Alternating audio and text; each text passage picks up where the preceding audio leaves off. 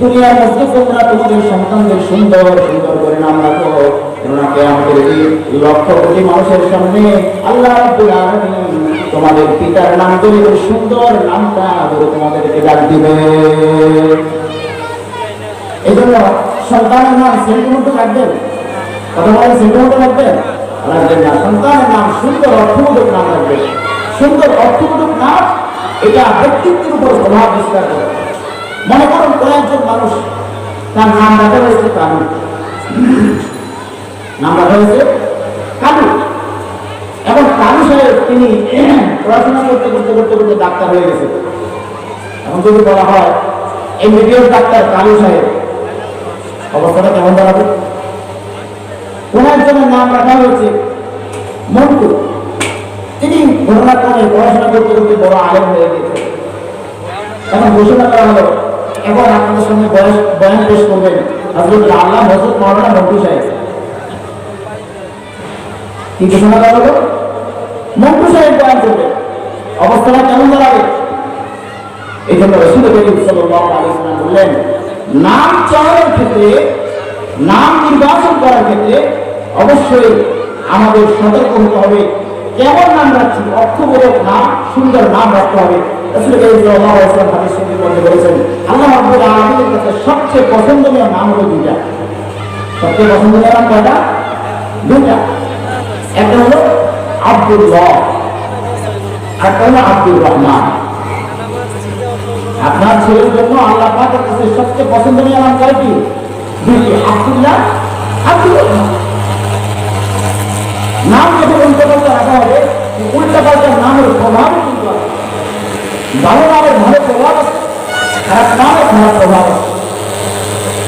কিতাবের মধ্যে একবার একজন শিয়া ব্যক্তি যারা সাহাবায়ে কেরামকে গালমন্দ করে, সে তার একটি দাদার নাম রেখেছে আবু বকর, আর একটি দাদার নাম রেখেছে ওমর। তার দাদার নাম হচ্ছে বড় বড় দুজন সাহাবীর নাম, একজন নাম হচ্ছে আবু বকর, একজন নাম হচ্ছে ওমর। এই দুটো দাদাকে সে খাবার দাবার দিয়ে লালন পালন করে। ঘটনার পরে দেখা গেল যে দাদাটার নাম সে ওমর রাখে, এই দাদাটা স্বাভাবিক অন্য দাদার তুলনায় বেশি বড়, বেশি দামি। একদিন যখন ওই দাদাটা সে খাবার দিতে গেল, আর একটু উল্টা পাল্টা হলো, ওই দাদাটা তাকে সজোরে একটা লাঠি মারলো, ওই লাঠির পরে সে লেগে গেছে। কি বোঝা গেল এখান থেকে? অবশ্যই নামের একটি প্রভাব রয়েছে। ভালো নামের ভালো প্রভাব রয়েছে, খারাপ নামের খারাপ প্রভাব রয়েছে। নবী সাল্লাল্লাহু আলাইহি ওয়াসাল্লাম অনেক সাহাবীর নাম পরিবর্তন করে দিয়েছেন। একদিন একজন সাহাবী রাসূলুল্লাহ সাল্লাল্লাহু আলাইহি ওয়াসাল্লামের সামনে উপস্থিত হলেন। আল্লাহ রাসূল জিজ্ঞেস করলেন, তোমার নাম কি? তিনি বললেন, আমার নাম হাজার, মানে হলো শক্ত পাথরের জমি, পাথরের ভূমি। আল্লাহ রাসূল সাল্লাল্লাহু আলাইহি ওয়াসাল্লাম বললেন, না, এই নামের অর্থ ভালো না, তুমি এই নাম দেখো না, তোমার নাম আজ থেকে সাহাল, অর্থাৎ সহজ নরম ভূমি, তোমার নাম আজ থেকে সাহাল। ওই ব্যক্তি বলল, ইয়া রাসূলুল্লাহ, আমার বাপ দাদা বলতে নির্ধারিত নাম, আমার বাবা রেখেছে, এই নামটা আমি পরিবর্তন করতে পারবো না। পরবর্তীতে তার ছেলে বর্ণনা করছে যে আমার বাবা যখন এই নাম পরিবর্তন করতে অস্বীকার করলেন, আমি লক্ষ্য করলাম আমার বাবার পর থেকে আমাদের যত প্রজন্ম আসছে ধীরে ধীরে তাদের মধ্যে উগ্র পন্থা রয়েছে, অর্থাৎ মাথা গরম বেশি। কথাটা বুঝতে পেরেছেন? মাথা বেশি গরম। আল্লাহ রাসূল সাল্লাল্লাহু আলাইহি ওয়াসাল্লাম অনেক মহিলা সাহাবীরা পরিবর্তন করে দিয়েছেন। নবী সাল্লাল্লাহু আলাইহি ওয়াসাল্লামের দুজন স্ত্রী, হযরত জুয়াইরিয়া রাদিয়াল্লাহু তাআলা, আরেকজন স্ত্রী, এই দুজনের নাম ছিল বাররা, মানে পবিত্র, মুক্ত।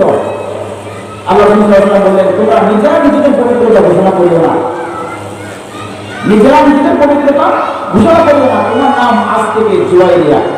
রাসূল করিম সাল্লাল্লাহু আলাইহি ওয়াসাল্লাম এরকম আরো অনেক সাহাবী নাম অর্থ সুন্দর নয় দেখে নামটা পরিবর্তন করে দিয়েছেন। আমরাও মাদ্রাসায় যখন ছাত্ররা আমাদের কাছে ভর্তি হতে আসে, তখন দেখি এমন এমন নাম ছাত্ররা নিয়ে আসে যে নামটা একজন মুসলমানের সন্তান হতে পারে না, যে আমরা নাম চেঞ্জ করি। যেন সন্তানের নাম রাখতে হলে অবশ্যই ইসলামের নাম চয়ন করতে হবে, সাহাবা ইকরামের নাম চয়ন করতে হবে, চয়ন করতে হবে। আপনার সন্তানের একটি অধিকার থেকে আপনার উপর। সুন্দর নাম চয়ন করবেন না, আপনার সন্তানের অধিকার আপনি হক আপনি নষ্ট করবেন। শুধু পিতা মাতার হকই যে সন্তানের উপর আছে, পিতা মাতা বাস আমি পিতা হয়ে গেলাম, আমি মাতা হলাম, সব হক এখন সন্তানের উপরে, সন্তান সমাজে করবে, আর আমার কোনো কিছু করার নাই না। আপনারও অনেক অনেক দেওয়ার কিছু বিষয় আছে, সন্তানের অনেক অধিকার, অনেক হক আপনারও প্রদান করার আছে। এই জন্য সন্তানের অধিকারগুলো দিকে নজর রাখতে হবে, খেয়াল রাখতে হবে। সন্তানের সুন্দর নাম রাখতে হবে। সন্তান হবে এর পরবর্তী যে অধিকার সন্তানের প্রত্যেকটা পিতা মাতার উপরে প্রতিষ্ঠিত, সেটি হলো সন্তানের আকিকা করতে হবে। সপ্তম দিনে সন্তানের আকিকা করতে হবে। রাসূল করিম সাল্লাল্লাহু আলাইহি ওয়াসাল্লাম বলেছেন, কুল্লু গুলাম রাহিনাতুন বিআকিকা, প্রত্যেকটা সন্তান আকিকার সাথে বন্ধনযুক্ত থাকে। প্রত্যেকটা সন্তান আকিকার সাথে বন্ধনযুক্ত থাকে। আকিকা দিলে তার বন্ধনটা ছুটে। এই জন্য সন্তান যখন সপ্তম দিনে উপনীত হবে, অবশ্যই সন্তানের আকিকা প্রদান করতে হবে, আকিকা দিতে হবে। আকিকা কিভাবে দেবে? আকিকা দেওয়ার জন্য ওলামায়ে কেরাম হাদিস শরীফের মধ্যে এসেছে, প্রত্যেক ছেলের জন্য দুটি প্রাণ জড়াতে হবে, আর মেয়ের জন্য ওলামায়ে কেরাম বলেন কারো যদি সামর্থ্য না থাকে বা সামর্থ্য কম থাকে, ছেলের জন্য একটি দিতে পারে। আমাদের সমাজের মধ্যে একটি ভুল প্রচলিত আছে, আকিকার মাংস মনে হয় নাড়াবাড়ি করতে পারবে না, খেতে পারবে। অনেকেই প্রশ্ন করে আকিকার মাংস আমরা খেতে পারবো কিনা, আকিকার মাংস খাবো কিনা, আকিকার মাংস মা বাবার জন্য হালাল কিনা। আকিকার মাংস মা বাবার জন্য 100% হালাল। আর একটা মাসলা অনেকে জিজ্ঞেস করে যে কোরবানির সময় কোরবানির সাথে আকিকা দিতে পারবো কিনা। হ্যাঁ, কোরবানির সাথে করা যাবে, আকিকা দেওয়া যাবে। রাসূল করিম সাল্লাল্লাহু আলাইহি ওয়াসাল্লাম হযরত হাসান হুসাইন রাদিয়াল্লাহু তাআলা আনহু আকিকা প্রদান করেছেন, আকিকা দিয়েছে। এজন্য সন্তানের আকিকা দেওয়া এটাও সন্তানের একটি হক, একটি অধিকার। মুহতারাম হাজিরিন, এরপরে সন্তানের যে অধিকার রয়েছে আপনার উপর, সন্তানের মা বাবার উপর যে অধিকার রয়েছে, সেটি হলো সন্তান যখন একটু বাবা বাবা বলতে শিখবে, সন্তান যখন একটু একটু কথা বলতে শিখবে, তখন সন্তানকে কোরআন শেখাতে হবে। সন্তানকে কি শেখাতে হবে? কোরআন শেখাতে হবে। আপনার সন্তানকে যদি আপনি প্রথমে সিতে ক্যাট দিতে ডগ শেখান, তো আপনার সন্তান বড় হওয়া পর্যন্ত ওই মাথার ভিতরে ক্যাট আর ডগে থেকে যাবে। আর আপনার সন্তানকে যদি আলিফে আল্লাহ দিতে বাইতুল্লাহ শেখান, আপনার সন্তান মৃত্যু পর্যন্ত ওই আল্লাহ বাইতুল্লাহ কথা কোনোদিনও ভুলবে না। মুসলমান ভাইয়েরা, সন্তানের যে সমস্ত অধিকারের হকগুলো মা বাবার উপরে প্রতিষ্ঠিত, এর মধ্যে একটি অধিকার হলো সন্তান যখন কথা বলতে শিখবে, সন্তান যখন আব্বু আব্বু বলতে জানবে, আব্বু আম্মু বলবে, পরিবারের অন্যান্য সদস্যদেরকে চিনবে, অন্যান্য সদস্যদেরকে নাম ধরে ডাকতে পারবে, এই সময় আপনি আপনার সন্তানকে আল্লাহর নামে আল্লাহর নাম শিক্ষা দান করুন।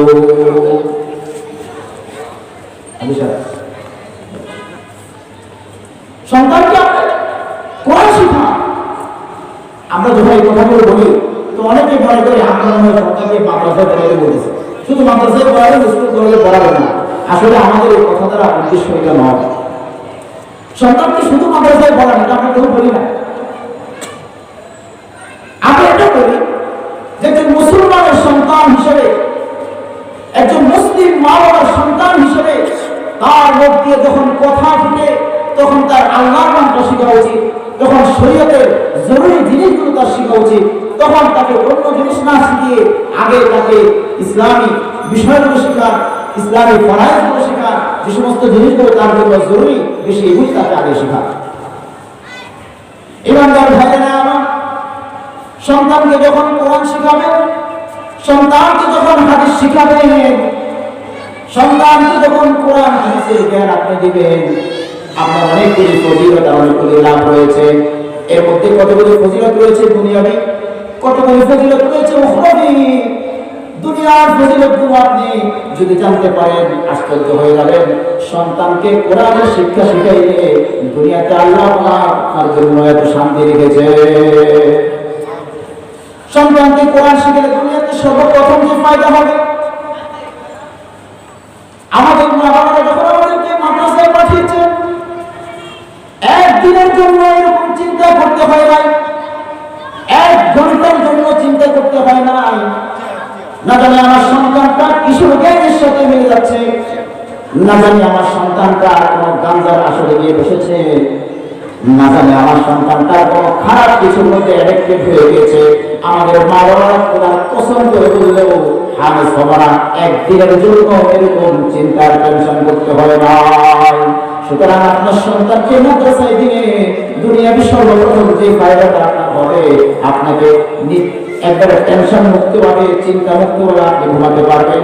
আপনার সন্তানটা কখনো মদুরিয়ার গাঞ্জটি আর ইয়াবাকর বালাপুর আর এই সমস্ত কোনো খারাপ জিনিসে অ্যাডিক্টেড হবে না।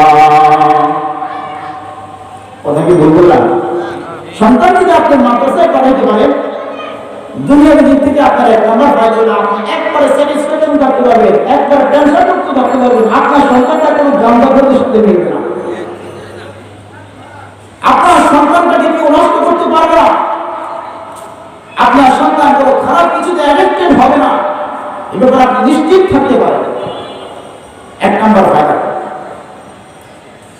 ইমানদার ভাইয়েরা, আমরা এখন যে বয়সে আছি, কেউ যুবক অবস্থায় আছি, কেউ এখনো কিশোর অবস্থায় আছে, কিন্তু আমাদের জীবন ঘড়িটা, জীবনের চাকাটা ধীরে ধীরে সামনের দিকে যাচ্ছে। যারা যুবক আছে 10 বছর পরে তাদের চোখের পাওয়ার ধীরে ধীরে কমতে থাকবে। এখন যারা শক্তিশালী বাহক, শক্তিশালী পেশি, ধীরে ধীরে পেশির শক্তি কমতে থাকবে, ধীরে ধীরে পায়ের মধ্যে ব্যথা আসবে, জয়েন্টে জয়েন্টে ব্যথা আসবে, বার্ধক্যের ছাপ লক্ষ্য করা যাবে, দাড়িগুলো পেকে যাবে, চুলগুলো পেকে যাবে, চোখের পাওয়ার কমে যাবে, মুখের স্বাদ চলে যাবে।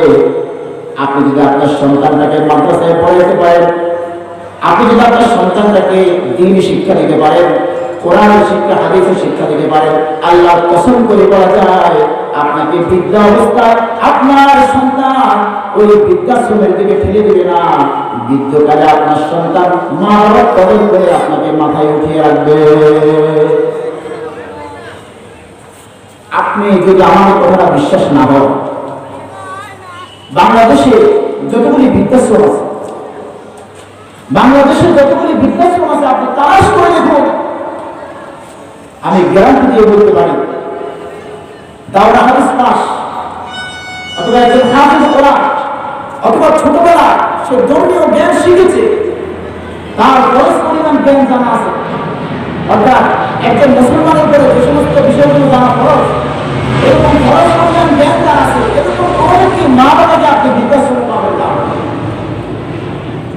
বৃদ্ধাশ্রমে পাবেন এমন সব মানুষদেরকে যারা দুনিয়ার দিক থেকে হায়ার এডুকেটেড, অনেক বেশি শিক্ষিত, অনেক উপরে লেভেলে শিক্ষিত, অনেক বেশি পয়সাওয়ালা। মায়ের ছোট্ট 2-3 ফুট 1.5 ফুট পেটের মধ্যে সন্তানের জায়গা হলো, আর সন্তানের এত বড় ফ্ল্যাটের মধ্যে একটা ছোট্ট মায়ের জায়গা হলো, মাকে বৃদ্ধাশ্রমে চলে যেতে হলো। মহতারাম ভাবে অন্য কোনো কারণে নয়, আপনার সন্তান তো অশিক্ষিত না, সে হায়ার এডুকেটেড, সে অনেক বড় শিক্ষিত, সে বাংলাদেশের ফার্স্ট শ্রেণীর শিক্ষিত, তারপরও তার এই জ্ঞানটা কেন হলো না? তারপরে তার মা বাবাকে কদর করার বিষয়টা কেন তার মাথায় আসলো না?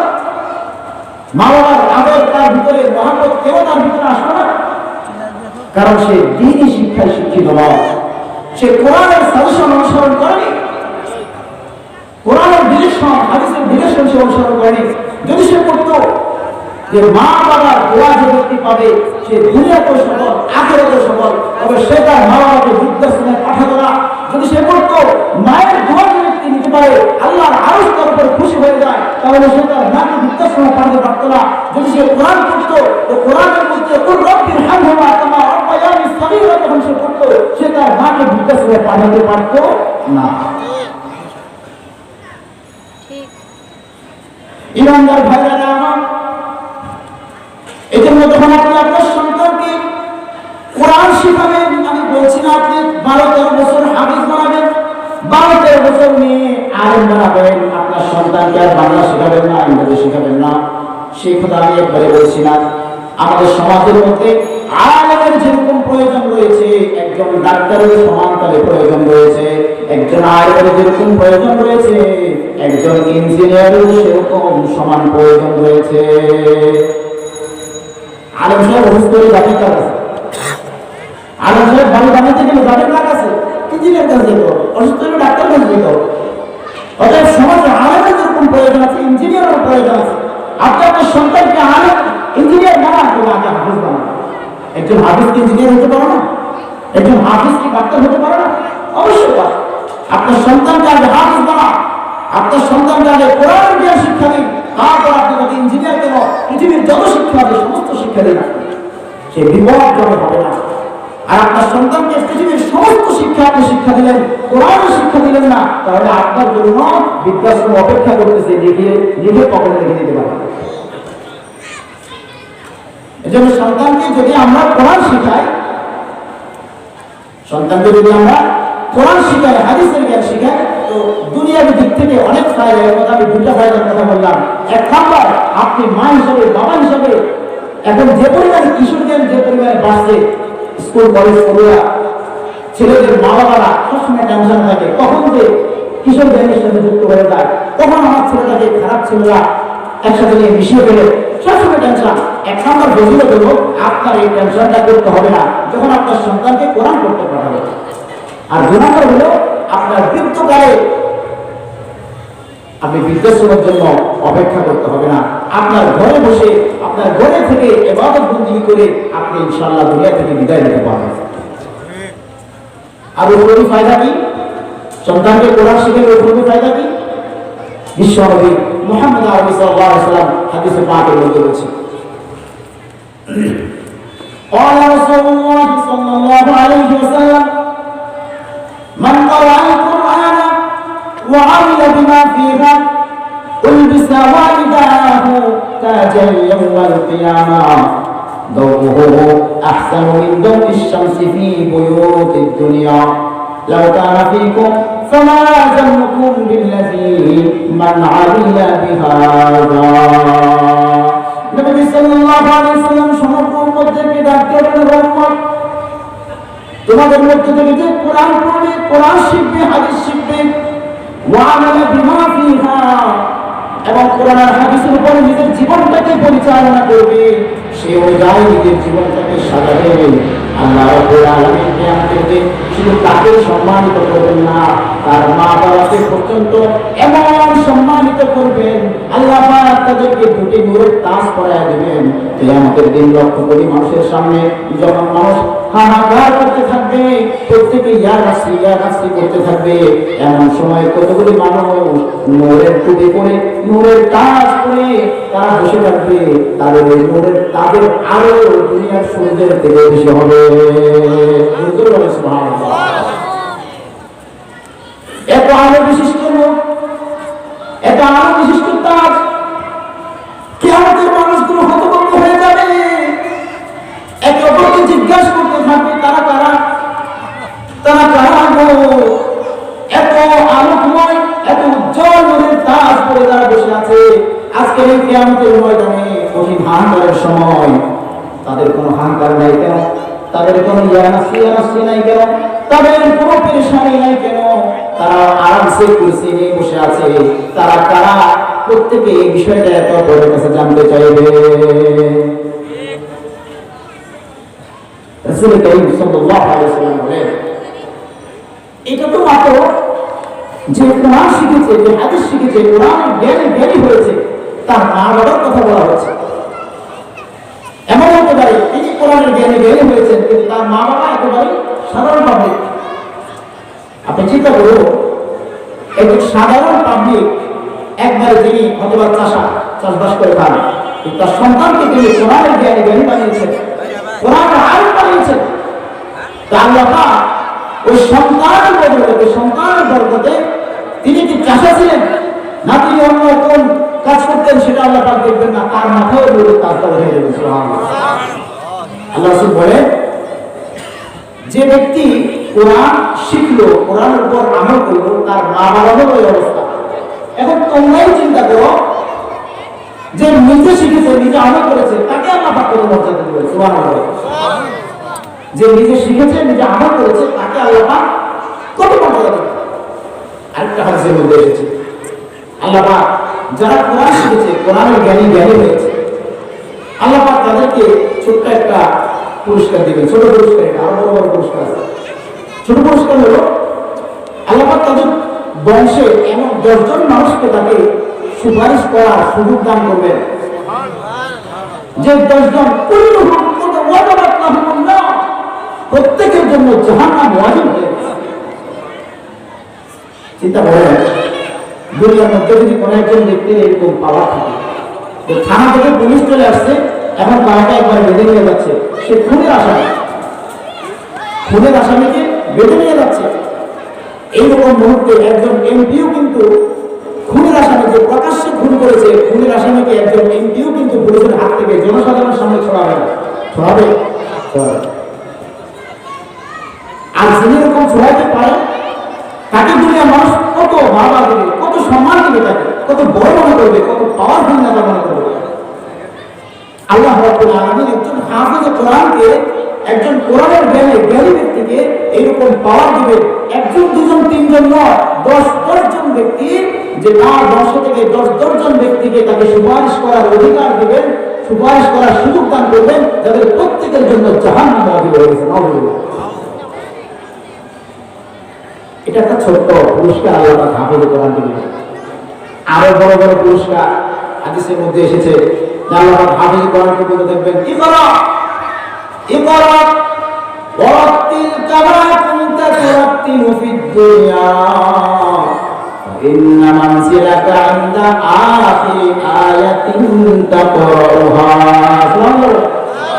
আল্লাহ পাক বলেন, হাফেজ কোরআন পড়তে থাকো, দুনিয়ার মধ্যে মানুষের থেকে লাঞ্ছনা পেয়েছো, মানুষ বলেছে মোল্লা, মানুষ কত কথা বলে তোমাদের গালি দিয়েছে, মানুষ ভেবেছে তুমি দুনিয়ার মধ্যে বোঝা হয়ে এসেছো, দুনিয়ার মধ্যে মানুষ তোমাকে কত কথা বলেছে, কিন্তু তুমি আমার কোরআন সহ্য করেছো, আমার কোরআনের উপর তুমি আমল করেছো, আমার কোরআনটাকে তুমি ইজ্জত করেছো।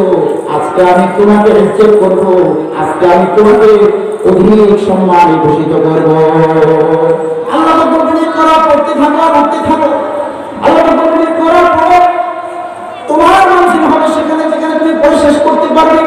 এক একটি আয়াত পড়বে, আল্লাহ পাক এক একটি বিল্ডিং তাকে দান করবেন, এক একটি মর্যাদা তাকে দান করবেন। হাদিস শরীফে বিশ্বনবী বলেন, ওই বিল্ডিং গুলো তোমাদের বিল্ডিং এর মতো কোনো ইট বালু আর পাথরের বিল্ডিং নয়। ওই বিল্ডিং গুলোর প্রত্যেকটা ইট, একটি হবে স্বর্ণের, আরেকটি হবে রূপার ইট। হাফেজ কোরআনকে আল্লাহ পাক, হাফেজ কোরআনকে আল্লাহ পাক বহু বছর দান করছে। এই জন্য সন্তানকে যখন আপনি কোরআন শিখাবেন, আপনি কি করেন, আপনার কতটুকু শিক্ষা যোগ্যতা আছে না নাই, আল্লাহ পাক সেটা দেখবেন না। আপনি কিয়ামতের ময়দানে ওঠার সাথে সাথে আল্লাহ পাক আপনার মাথায় দুটো তাজ দিয়ে দিয়েছে।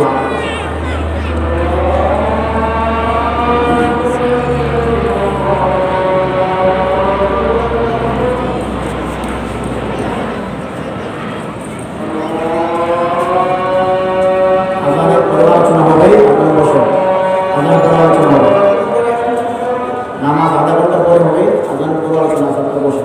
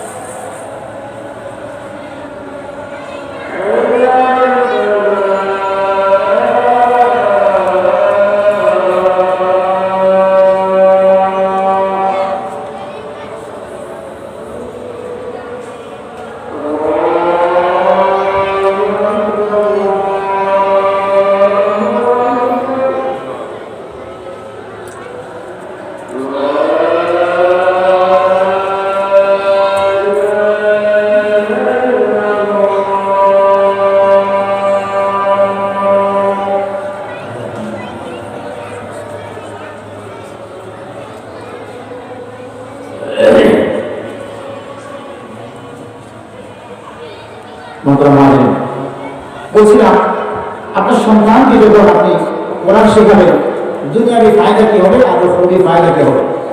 উখরাবি ফায়দা আসলে প্রথম আল্লাহ পাক আপনার মাথার মধ্যে তাজ উঠিয়ে দেবেন।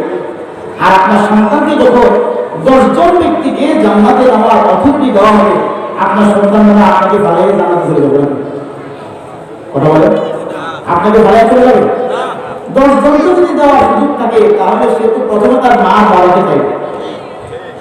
সুতরাং আপনি যদি আপনার সন্তানকে কোরআন শিখিয়ে দেন, কোরআনের জ্ঞান হাদিসের জ্ঞান যদি তাকে শিখাতে পারেন, তাহলে আপনি আশা রাখতে পারেন আল্লাহ পাকের কাছে যে যদি কোনো কারণে আমি ধরা পড়েও যাই, যদি কোনো কারণে আমি ধরা পড়েও যাই, তাহলে আমার সন্তান হয়তো আমাকে সুপারিশ করে আল্লাহর তৈরি মেহমান, জান্নাতের মেহমান বানিয়ে দিতে পারে। এই জন্য সন্তানকে মাদ্রাসায় পড়াবে, আগে কোরআনের জ্ঞান শেখাবেন, আগে হাদিসের জ্ঞান শেখাবেন, তারপরে অন্য জ্ঞান শেখাবেন। এবং আসলে হাদিস শরীফের মধ্যে আল্লাহ রাসূল সাল্লাল্লাহু আলাইহি ওয়াসাল্লাম এই বিষয়ে আলোচনা করেছেন, যারা সন্তানকে কোরআন শেখাবে না, কোরআন থেকে যারা বিমুখ থাকবে, কোরআনকে যারা পৃষ্ঠ প্রদর্শন করবে, তাদের কি হবে? তাদেরকে আল্লাহ পাক কি করবেন? রাসূল কারীম সাল্লাল্লাহু আলাইহি ওয়াসাল্লাম হাদিসে পাকের মধ্যে বলেছেন, যে ব্যক্তি কোরআনকে সামনে রাখবে, তো কোরআন তাকে কিয়ামতের দিন রাহবারি করে জান্নাতের দিকে নিয়ে যাবে। আর যে ব্যক্তি কোরআনকে পিছনে রাখবে,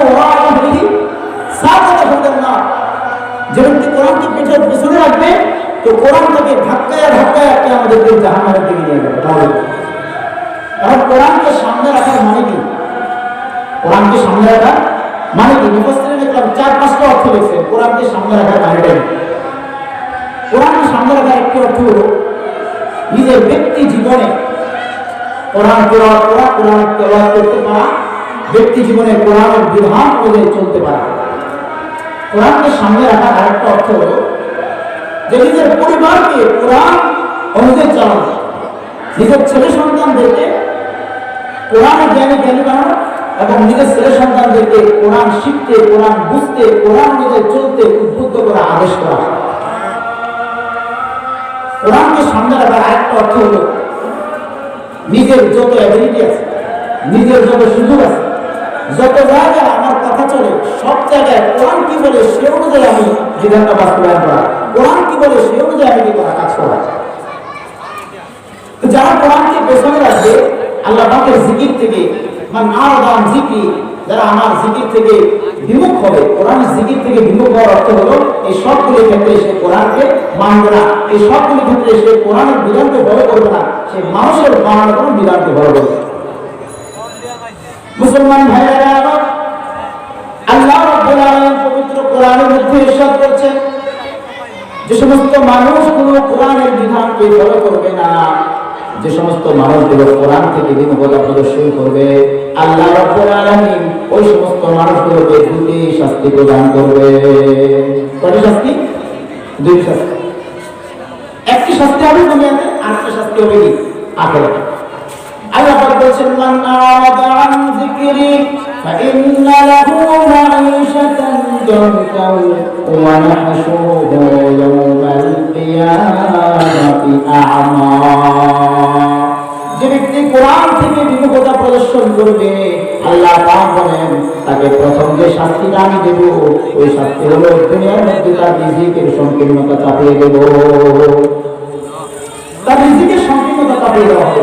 টাকা পয়সা বহুত আছে, কিন্তু যে টাকা তার শান্তি দিত, যে টাকা তার জন্য আনন্দ বয়ে নিয়ে আসতো, ওই টাকায় তার ঘুম হারাম হওয়ার কারণ হয়ে গেছে। ওই টাকায় তার কি ঘুম হারাম হওয়ার কারণ হয়ে গেছে। সম্পদ অনেক আছে, কিন্তু খাইতে পারে না। ডাক্তার বলছে এক কাপড় উপরে খাইলে আপনার মরণ বেশি। এটা হলো রিজিকের সংকীর্ণতা চাপিয়ে দেওয়া। ব্যাংক ভর্তি টাকা আছে, আলমারি ভর্তি টাকা আছে, গোদাম ভর্তি চাল আছে, ফ্রিজ ভর্তি মাছ গোস্ত সব আছে, কিন্তু আমার খাওয়ার কতটুকু?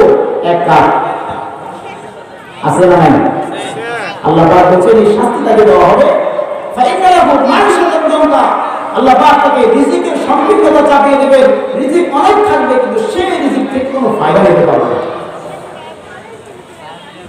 2 নম্বর শাস্তি, এটা হবে আখিরাতে। ইয়াউমাল কিয়ামাতি আমা, কিয়ামতের দিন যেদিন কেউ কারো হবে না, মা বাবার না, বাবা মায়ের না, সন্তান মায়ের না, বাবা সন্তানের না, সেদিন একমাত্র মানুষ নিজের যেটা পাবে সেটা হলো নিজের দেহের অঙ্গ প্রত্যঙ্গগুলো নিজের পাবে। আল্লাহ পাক সেদিনকে দেহের অঙ্গ প্রত্যঙ্গগুলোর মধ্যে তার ছেদন করাবেন। আল্লাহ পাক বলছেন নাহশুরুহু ইয়াউমাল কিয়ামাতি আমা, আমি ওই ব্যক্তিকে কিয়ামতের দিন চোখওয়ালা করে উঠাবো না। যদিও সে দুনিয়াতে চোখওয়ালা ছিল, যদিও সে দুনিয়াতে অনেক চালাক ছিল, আমি রব্বুল আলামিন কিয়ামতের দিন তাকে অন্ধ করে উঠাবো। ওই ব্যক্তি আল্লাহ পাককে জিজ্ঞেস করবে, রব্বুল আলামিন লিমা হাশারতানি আমা ওয়া ক্বাদ কুনতু বাসীরা, আল্লাহ তুমি তো আমি চোখওয়ালা ছিলাম, তোমার পৃথিবীর সব কিছু আমি দেখতে পেতাম, আখিরাতে আজকে যেই দিন কেউ কারো হবে না, এই দিন তুমি আমার দেহের চোখটা পর্যন্ত কেন নিয়ে গেলে, কেন তুমি আমাকে অন্ধ করে উঠাইলে? দেরি করবেন, আল্লাহ সাথে সাথে উত্তর দিবেন। কি উত্তর দিবেন? কাযালিকা আতাতকা আয়াতুনা ফানাসিতাহা ওয়া কাযালিকা আল-ইয়াওমা তুনসা। এ আমার বান্দা, দুনিয়াতে আলেম ওলামারা তোমাকে বলেছে কোরআন অনুযায়ী চলো, দুনিয়াতে ফায়দাবাদ মিজানের গেলে সৌদুল কোরআন মাদ্রাসার মাহফিলে ওলামার পর তোমাকে ডেকেছে আসো কোরআনের বিধান অনুযায়ী চলো, নিজের জীবনটাকে কোরআনের রঙে রঙিন করো, কিন্তু তুমি সাহাবেদানি বলেছিলে, তুমি বলছো আমি দূরে বলে আগামী মাসের কথা, আগামী মাসে চলে যাবে। দুনিয়াতে সৌদুল কোরআন মাদ্রাসার হুজুররা তোমাকে বলছে ভাই আল্লাহ পাক তো আপনাকে 3-4টা সন্তান দিয়েছে, আপনি একটা সন্তানকে কোরআন শেখান না। আপনি বলবেন আরে কোরআন থেকে আমার ছেলে বাঁকাবে না। তুমি যে কথা বলছিলা, তুমি কিন্তু জানো যে কোরআন পড়লে আল্লাহ পাক আমাকে এই ফজিলত দিবেন, তুমি শুনছো, কিন্তু এই ফজিলতটা আখিরাতে দিলে তুমি এটাকে ডিনাই করছো, তুমি বলছো এটা পরে, আখিরাত কি পরে কথা কি? আল্লাহ বলেন দুনিয়ার মধ্যে তোমাকে এরকম হকের দাওয়াত দেওয়া হয়েছে, কোরআনের দাওয়াত দেওয়া হয়েছে, তোমার স্ত্রীকে পর্দার সাথে চালানোর জন্য আহ্বান করা হয়েছে, তুমি সব কিছু বুঝে শুনেও না বোঝার ভান করেছিলে, সব কিছু দেখে শুনেও না দেখার ভান করেছিলে বান্দা। সুতরাং দুনিয়াতে যেহেতু তুমি দেখেও না বোঝার ভান করেছিলে, আজকে তোমাকে আমি প্রকৃত অন্ধ করে উঠাইলাম। এবার অন্ধ হইয়া ডাক্তার খাওয়া বন্ধ হইল। কথা কি বুঝতে পারছেন? শাস্তি কয়টা? 2টা। দুনিয়াতে অনেক সম্পদ থাকবে, দেখা গেছে যে ছেলেটাকে মাদ্রাসায় পড়ানোর কথা বলা হয়েছে, যে মেয়েটাকে মাদ্রাসায় পড়ানোর কথা বলা হয়েছে, যেখানে একটা মাদ্রাসা হয়েছে, আপনার মেয়েটাকে দেন, আপনার মেয়েটা ভালো মেধাবী, আমার মেয়ে এত মেধাবী তাকে মাদ্রাসায় পড়াবো না কেন? জিপিএ 5 পাবে, জিপিএ 5 পাইছে, জিপিএ 5 শুধু পড়াশোনার মধ্যে পায় না, ফেল ফিরে ওটা জিপিএ 5 পাইছে, জিপিএ 5 পাইছে, সবার কাছে ঘোষণা করতেছে আমার মেয়ে জিপিএ 5 পাইছে, জিপিএ 5 পাইছে, ভালো কথা, কিন্তু কদিন পরে মেয়ে আরেক ছেলের লগে ঘুরতে গেছে না, এখন সবাই কি জিপিএ 5 পাওয়া না মাইনাটা এত বুদ্ধিমান যে আর আজম লোক ভাগে যাবে। এর কারণ হলো আপনি আপনার মেয়েকে জিপিএ 5 পাওয়ার জন্য মেহনত করেছেন, কিন্তু আপনার মেয়ের দিনদারির জন্য আপনি কোনো মেহনত করেন না। ঠিক কিনা কথা?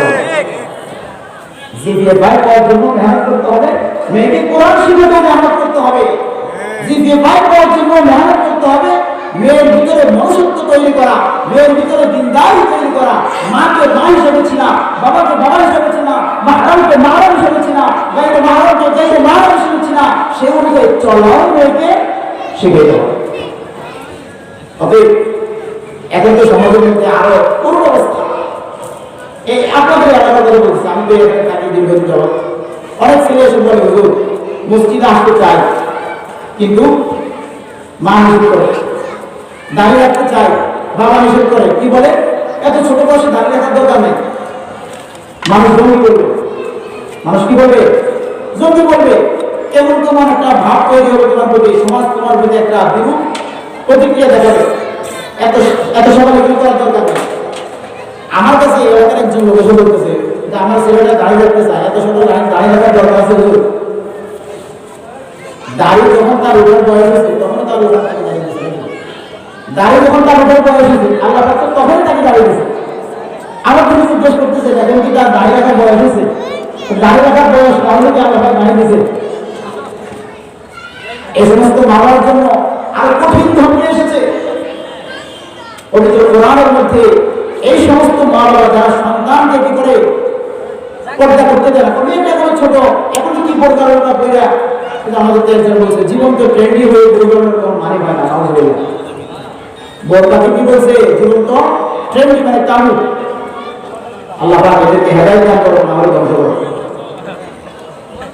ওই এত সকল পরিকল্পনা বলতে পারে দেখো ছোট্ট মেয়েটা পর্দা করছে আই গরমে একবারে ভিজে গেছে শেষ।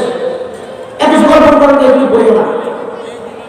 আর কত রাস্তায় প্রকাশের মাধ্যমে দেখা গেছে বিভিন্ন জায়গায় তোমার সৌন্দর্যকে দেখাও, তোমার সৌন্দর্যকে প্রকাশ করো। যে সমস্ত মা বাবারা সন্তানকে দিন অনুযায়ী চলতে গিয়ে বাধা প্রদান করে, সন্তান পর্দা করতে চায়, সন্তান নামাজ পড়তে চায়, কোরআন শিখতে চায়, বাবা বলে যদি কোরআন শিখতে যাও তাহলে তোমার স্কুলের প্রাইভেটটা নষ্ট হবে, যদি দাঁড়িয়ে রেখে দাও পথে ঘাটে পুলিশ ঝামেলা করবে, যদি টাকনোর উপরে যদি তুমি কাপড় পরো জঙ্গি বলে তোমাকে সন্দেহ করতে পারে। এরকম বলে যারা সন্তানকে দিন মানতে কোরআন মানতে উৎসাহিত করে আল্লাহ রাব্বুল আলামিন সমস্ত মানুষদের জন্য পবিত্র কোরআনের মধ্যে আগে শুনেছেন আল্লাহ রাব্বুল ক্বালাল্লাযীনা কাফারু রাব্বানা আরিনাল্লাযীনি আদাল্লানা মিনাল জিন্নি ওয়াল ইনসি নাজআলহুমা তাহতা আকদামিনা লিয়াকুনা মিনাল আসফালিন। আজকে আপনি আপনার সন্তানকে পুলিশ থেকে বাঁচানোর জন্য তার প্যান্টটাতে টাকনুর নিচে রেখে টাকনুর উপরে রেখে দিচ্ছেন না, আপনার সন্তানকে পুলিশ থেকে বাঁচানোর জন্য দাঁড়িয়ে রাখতে দিতেছেন না, নিয়মিত 5 ওয়াক্ত নামাজ পড়তে আপনি উৎসাহিত করতেছেন। আপনি মনে রাখবেন আপনার সন্তান কিয়ামতের দিন আল্লাহর দরবারে আপনার বিরুদ্ধে বিচার দায়ের করবে, আল্লাহর কাছে আপনাকে দাঁড় করিয়ে ছাড়বে। সন্তান বলবে আল্লাহ এমন সব মানুষগুলোকে আমার সামনে নিয়ে আসো যাদের জন্য আমি দিনটা সঠিকভাবে পালন করতে পারি নাই। সুতরাং আজকে তুমি আমাকে দিন সঠিকভাবে পালন করতে না পারার কারণে জাহান্নামে দিতে হয়। তাহতা কদামিনা লিয়াকুনা মিনাল আসফালিন। ওই সমস্ত মানুষগুলো কাকে ডাকতে আনো তাদের ঘাড়ে চড়ে আমি জাহান্নামের দিকে যাবো। তাহলে সন্তানকে দুনিয়ার পুলিশ থেকে বাঁচানোর জন্য তার দিনটা মানতে দিচ্ছেন না, আর সেই সন্তান আপনাকে কাঠগড়ায় করে কোন কাঠগড়ায় দুনিয়ার পুলিশের কাঠগড়ায় যদি আপনার সন্তান দ্বারা কোনো না কোনো ভাবে কোনো সুপারিশের মাধ্যমে আপনি তাকে ছুটিয়ে আনতে পারবেন, কিন্তু আপনার সন্তান আপনাকে যে কাঠগড়ায় দাঁড়িয়ে দাঁড় করিয়ে দেবে ওই কাঠগড়া থেকে বাঁচার জন্য কোনো উৎকুশের ব্যবস্থা নাই। কি উৎকুশ দিয়ে বাঁচা যাবে? টেবিলের নিচে কোনো কাজ করবার আছে, এখানে কোনো পাওয়ার প্রযুক্তির কাজ করবার আছে, সুরেশ করতে পারবে? আল্লাহ পাক বলেন মাল্লাযী ইয়াশফাউ ইনদাহু ইল্লা বিইযনিহি। সেদিন আল্লাহ পাকের আদেশ ছাড়া কোন নবী রাসূল পর্যন্ত আল্লাহর সামনে কথা বলতে পারবে না। এরকম এক আদালতে আপনাকে দাঁড় করাই দেবে, আল্লাহ ওনার কারণে আমি পাইনি। অতএব আজকে যদি আমি জাহান্নামে দিতে হয় ঘরে ভোট দিয়ে আমাকে দিই জাহান্নামে দিই। এই জন্য মহতারাম হাজির সময় শেষ হয়ে গিয়েছে। আপনাদেরকে আমি একটু সময় আলোচনা থেকে সন্তানের হক সম্পর্কে আলোচনা করলাম। একটু সময় আলোচনা থেকে আপনাকে একটা বিষয় একটি মেসেজ দিতে হবে। একটি মেসেজ যদি আপনি নেন তাহলে যথেষ্ট। আপনার যে সন্তানরা একটু একটু কথা বলতে শিখছে, আপনার যে সন্তানটা যাকে আপনি একটু একটু করে পড়া শিখাচ্ছেন তাকে আপনি আগে কোরআন শেখান। আপনার যে মেয়েটা একটু মিষ্টি মিষ্টি করে কথা বলে তাকে আপনি আগে কোরআন শেখান। আলহামদুলিল্লাহ আমাদের এখানে অনেক মাদ্রাসা আছে, কোরআনের মাদ্রাসা আছে।